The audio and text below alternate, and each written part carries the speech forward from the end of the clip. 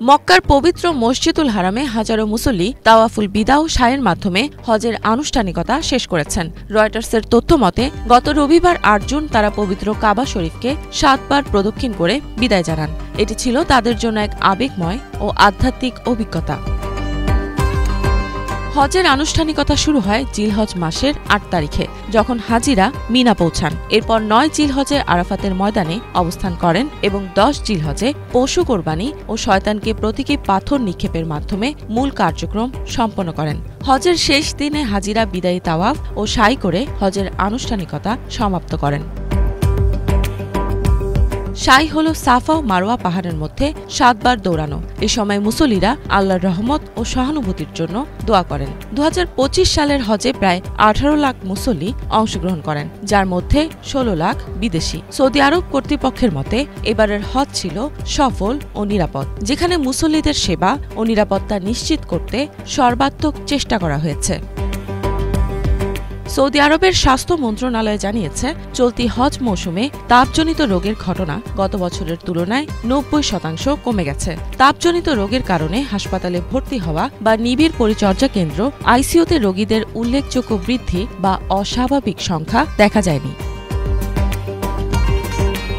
২০২৪ সালের হজ মৌসুমে মক্কায় তাপমাত্রা ৫১.৮ ডিগ্রি সেলসিয়াসে পৌঁছেছিল। সে সময় অন্তত ১৩০১ জন হাজি প্রাণ হারান এবং ২৭৬৪ জন তাপজনিত অসুস্থতায় আক্রান্ত হন।